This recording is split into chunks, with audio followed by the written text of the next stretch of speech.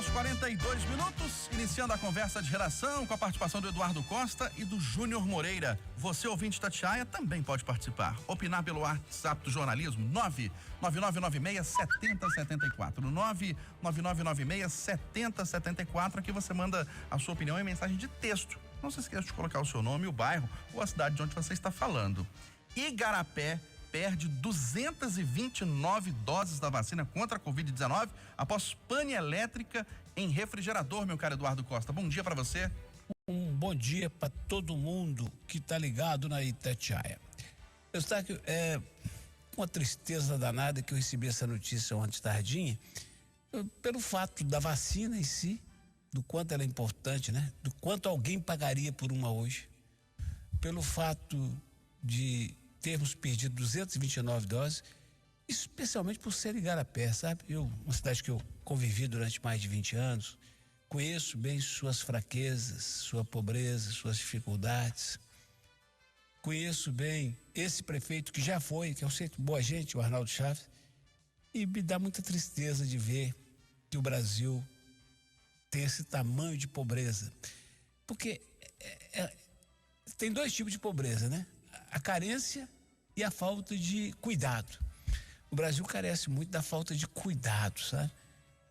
Ontem estávamos denunciando na Itatiaia que um preso saiu do lugar do outro, do Seresto da Gameleira, porque nós não temos a biometria. Peraí.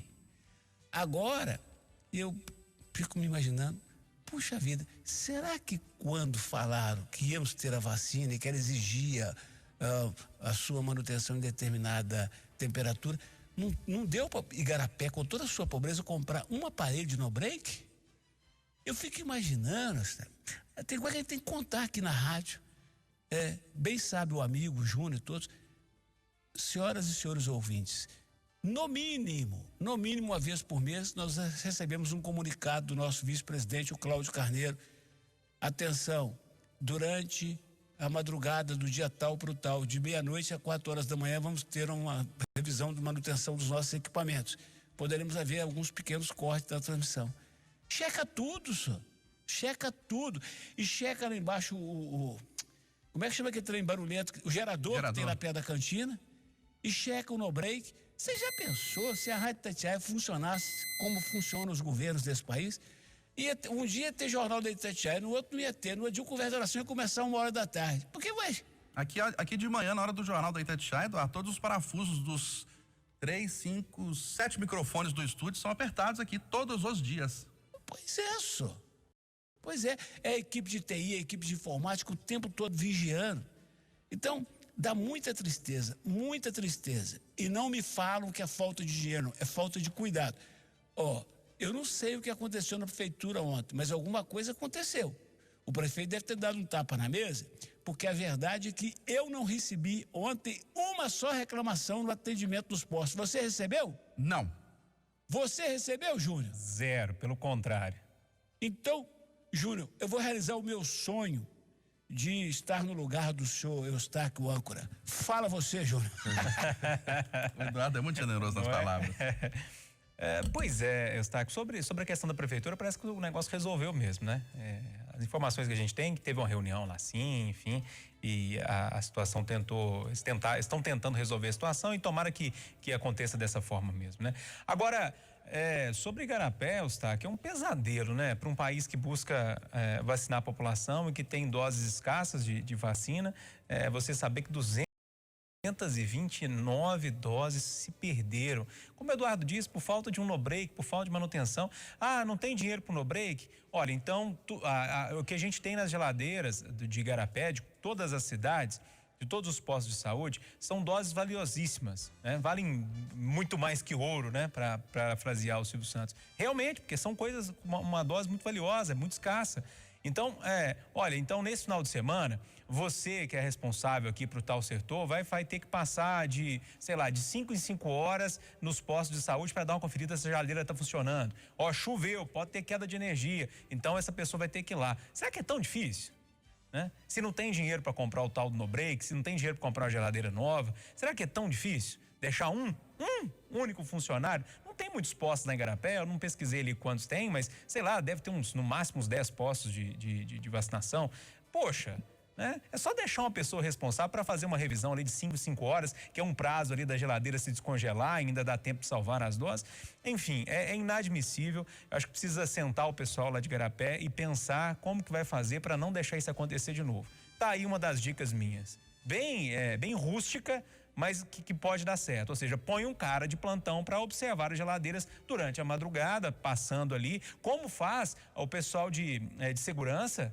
Faz isso, tem um carro de supervisor que passa, né, nos pontos onde os vigilantes estão trabalhando para ver que está tudo ok, está tudo certo. Enfim, é tão simples isso, né? Eu espero que o pessoal de Igarapé sente hoje, o prefeito de Igarapé, junto com o secretário de saúde, sente e faça um plano para que isso não aconteça mais. Porque no momento desse, repito, é um grande pesadelo, é inadmissível que isso aconteça novamente. Isso, a gente imaginar, né, a logística para a vacina chegar até Igarapé, os municípios mineiros, escolta da Polícia Federal no desembarque, no transporte, escolta da Polícia Federal, agora a Polícia Militar chegando lá. E aí depois coloca dentro da geladeira velha e esquece. E perde por causa da geladeira. Eu sou do tempo em que Inácio de Carvalho, eu menino, não tinha luz. Sim. Inclusive minha mãe forneceu alimentação pro povo da CEMIG, da empreiteira, quando eles foram instalar a luz lá. Antes da luz, carne, por exemplo, eles guardavam na gordura, seu Estado. Entendeu? Banho era no riacho mesmo, ou às vezes na bacia, quando eles eram menores. Pegava embaixo e jogava em cima, vai fazer o quê? Naqueles tempos, logo depois que veio a energia elétrica, era muito comum só um vizinho gritar pro outro assim: ô compadre, tô com a carninha aqui que trouxe, para que é para domingo, um churrasquinho, guarda na sua geladeira para mim. Pô, coisa mais antiga, sabe? Na dúvida, gente, pede Betinho, uma grande empresa, para guardar, sabe? Agora, Eustáquio, o que é público nesse país é impressionante, deixa a desejar o tempo todo. Ô Júnior, se tem displicência, tem maldade também. Casos de falsa aplicação de vacina crescem no Brasil. Eustáquio, me permita te corrigir, eu não acho que é maldade que você falou. Para mim é crime, né? Uma pessoa que aplica uma vacina de vento na outra, né? Poxa, como é que você pode confiar num profissional desse? Um profissional de saúde, gente. Se for contratado, pé na bunda e processo. Se for uma pessoa que é concursada e não pode mandar embora da hora para outra, processo administrativo nele. Talvez não dê em nada, mas tem que fazer a cabeça dele doer durante uns dias, tem. Gente, isso é inadmissível. Agora, a pergunta que eu fiz essa pergunta na redação ali outro dia, tá? No primeiro vídeo que eu vi. A pessoa está colocando ar, aplicando no velhinho. Beleza, está colocando em risco a vida da pessoa que está sendo aplicada, porque ela está achando que está sendo imunizada, não está, né? E isso é um risco que a pessoa corre de vida, porque aí depois que ela estiver imunizada, ela vai começar a sair de casa, ir para uma academia, para fazer uma caminhada, enfim, vai ver o neto e pode pegar essa doença. E segundo, como e onde que essas pessoas estão guardando essas doses que estão sobrando e em quem esse profissional de saúde está aplicando? Eu acho que é uma pergunta que a gente precisa fazer. Porque se não está aplicando em alguém e está dando baixa na vacina, na dose que foi aplicada, no final do dia, doses estão sobrando. Então, elas devem ter sido aplicadas em alguém. E aí já vira quadrilha, na minha opinião. Aí é um crime e formação de quadrilha. Precisa investigar isso muito bem. A gente não está colocando os verdadeiros e os devidos nomes nessa história toda. Isso é crime. Se estiver acontecendo isso que eu falei com vocês, de estar separando doses para aplicar em outras pessoas, isso é formação de quadrilha. Ô Eduardo, e o que dizer sobre esses casos? Eu vou ficar com o Júnior, eu só vou acrescentar, porque ele falou pé na bunda no sentido figurado, e para o caso de contratados. Sim. E eu digo, seja contratado ou efetivo, pé na bunda mesmo, um bicudo na bunda mesmo, para doer. Bom, comerciantes de Belo Horizonte tentam recuperar vendas durante o carnaval para amenizar o prejuízo do tempo em que as lojas ficaram fechadas, Eduardo. Olha, a gente sabia que ia ser difícil, Eustáquio, e está sendo muito mais, viu? É evidente que eu estou no achômetro e no informômetro, porque eu não tenho ido às ruas com a frequência que já, né? Com a frequência que você vive hoje, que todo dia você pega o carro da rádio e sai por 3, 4 horas. Eu não faço isso mais, mais recluso, mas eu sabia que ia ser difícil, mas está mais difícil do que parecia. Eles precisam de socorro. E eu cutuquei o secretário de Desenvolvimento Econômico, o adjunto de Desenvolvimento Econômico do Estado, e ele falou que o BDMG está para lançar um novo produto aí. Tomara que a prefeitura faça uma ponte com o BDMG para socorrer mais essa gente. O dia acha que essa conta um dia vem, né, Eustáquio? Mesmo com carência, com juro baixo, mas que tá feita. Ô, Júnior, e não tem previsão de que a recuperação seja rápida, né? Pois é, Eustáquio, não tem. E você testemunha que eu venho falando isso aqui há muito tempo, né? Gente, não é, o 2021 vai ser tão fácil assim como muita gente fala. Vai ser um ano muito complicado, até porque a pandemia está se estendendo, né? E quanto mais ela se estender, pior vai ficar. Ontem eu precisei ir no centro de Belo Horizonte, fui até um médico e eu estava com essa expectativa que os comércios estivessem movimentados, né?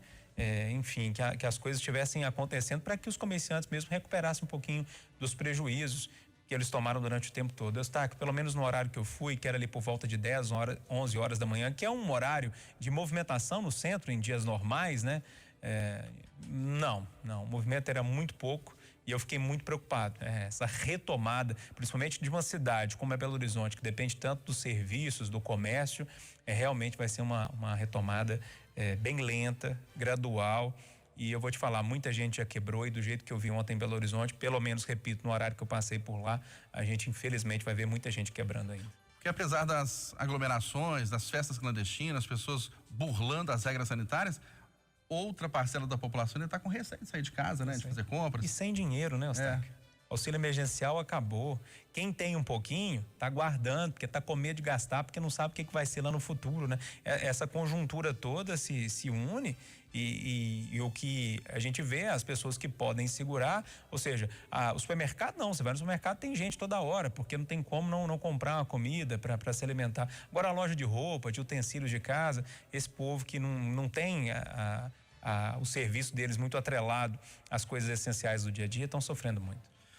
As operadoras Claro, Oi, TIM e Vivo, Júnior, tem 15 dias para explicar o vazamento de dados de 103 milhões de celulares. Pois é, Eustáquio. A gente está discutindo uma coisa, o Eduardo vai lembrar, a gente discutiu isso até no Pode Tudo, eu não sei se foi nesse domingo que passou ou no outro. A gente discutiu aquele primeiro vazamento que aconteceu. Olha, eu acho que a gente está discutindo um problema que não tem como voltar atrás. Os nossos dados estão aí, né? Quando você entra numa rede social, quando você baixa um aplicativo, eles te colocam ali, roubam não, né? Você aceita mesmo não lendo, né? Você clica lá o aceito, mesmo não lendo, eles pegam seus dados e aí, em muitos casos, as empresas podem fazer o que quiserem com seus dados. Então, não depende muito, os nossos dados estão aí, liberados. Agora, é lógico, evidente, que nós, como sociedade, precisamos pressionar os nossos legisladores para que eles apertem um cerco em torno dessa situação. Vou dar um exemplo bobo, Eustáquio, acho que eu não vou tomar muito tempo do Eduardo, não. Eu fui numa loja outro dia, comprar uma calça. Na minha frente tinha um senhor que tinha comprado, sei lá, umas 2, 3 calças, camisa, ele tinha comprado muita coisa. E ele queria simplesmente, a compra dele, olhando assim, deveria dar pelo menos uns R$500, acredito. E ele só queria pagar aquela compra em dinheiro vivo, em cash, e ir embora para casa. Ele só queria fazer isso. A moça que estava lá, a atendente, depois que ele escolheu tudo e estava lá, acho que tinha roupa para o filho, para a esposa, enfim, ela não conseguiu fazer ou efetuar a compra dele no sistema de computador da empresa, dessa loja de roupa, porque ele não tinha e-mail. E aí ela falou assim, só me passa o CPF? Ele, não vou passar meu CPF. Eu vi que ele estava meio cismado com essa história. O e-mail do senhor, não, eu não tenho e-mail, então não sei o que tem, Ele falou, moça, quer saber de uma coisa? Obrigado. Ele com dinheiro na mão, foi embora. Eu estou contando isso para vocês entenderem o tanto que é valioso, o tanto que são valiosos os nossos dados, né? A empresa deixa de vender porque o senhor não quis passar o CPF e não tinha e-mail. Ou seja, você não quer me passar seus dados aqui nessa compra, não? Então também não precisa comprar, não. Olha só, em alguns casos, os dados são mais valiosos que o próprio produto que a loja vende, né? Os dados hoje em dia, ouro, gente. Ouro, ouro, ouro, ouro, ouro. Tem empresas especializadas no mundo inteiro na venda, na troca desses dados. É muito importante que as empresas entendam como que é o nosso hábito de consumo. Então, isso é muito valioso. E os nossos legisladores precisam. Tem a lei de proteção de dados, que cada hora eles empurram com a barriga um pouquinho, nunca vai funcionar, mas a gente precisa começar a cobrar. Porque hoje a lei, ela manda de 3 meses a 1 ano. A pessoa que vazar algum dado é a Lei Carolina Dickmann lá de 2012, vocês vão lembrar por causa daquele vazamento de fotos dela lá. De 3 a 1 ano. Vocês acham que no caso dessa, claro, Oi, TIM e Vivo, algum CEO, algum diretor dessa empresa, algum chefe de TI vai ser preso durante 3 meses ou 1 ano? Não vai, então vai continuar fazendo. Se na tragédia de Brumadinho morrendo 270, não tem ninguém na cadeia, imagina vender dados, hein, Eduardo Costa? Vou começar pelo finalzinho do Júnior. Essas grandes redes de varejo, o lucro maior delas não é com a venda do produto, é com que elas faturam de juros com financiamento próprio para os clientes. Verdade. Outra coisa que eu escutei hoje, 4h20 da manhã, primeiro foi uma pessoa que falou de Portugal, um outro aqui corrigiu, falou que é do Einstein. Eu escutei no Café com Notícias, que é uma das fontes de cultura nas quais eu bebo. Cultura popular, né? Diz que é do Albert Einstein. A frase não é exatamente essa, mas quer dizer o seguinte: quanto mais a tecnologia triunfar, mais idiota o homem vai ficar. É só a gente pensar, Eustáquio, a dificuldade que a gente tem hoje para fazer uma conta de cabeça, para guardar um telefone de alguém, para lembrar de uma data ou de um fato. Sei lá, joga no Google, pergunta, para que você vai fazer força? E é impressionante como é que isso está acontecendo. Para eu não ficar aqui até 3 da tarde discursando sobre o mundo novo e os perigos que ele representa, eu vou repetir, eu já fiz isso no Conversa, mas acho que eu estou prestando um grande serviço. Atenção, guarda aí, pega caneta e papel, ouvinte. Se você não viu, você precisa ver na Netflix Dilema das Redes. Dilema das Redes. Se você puder, procure nas livrarias, aí nessas Amazon, um livro cujo título é Engenheiros do Caos. Se você ler esse livro ou ver esse documentário, você não terá dúvida mais. Tem também um outro documentário, A Máquina do Ódio. Você não terá dúvidas mais de que estamos nas mãos do Zuckerberg. Não é esse o nome do cara do Facebook, senhor? Mark Zuckerberg, exatamente. O Zuckerberg é o Big Brother dos nossos tempos reais. É 1884, não é o livro? Ele é o Big Brother que um dia os visionários disseram que existia. Ele pode controlar tudo, indicar o que a gente vai fazer e para onde a gente vai. Abraço, Eustáquio. E dizem que ele sabe tanto dessa vulnerabilidade dos usuários que ele, com o pessoal dele, ele tampa a câmera, porque qualquer informação de imagem ou que você está pesquisando na internet contra você, vamos dizer assim, né? É isso. 9 horas em ponto em Belo Horizonte. Final do Jornal da Itatiaia, primeira edição desta terça-feira.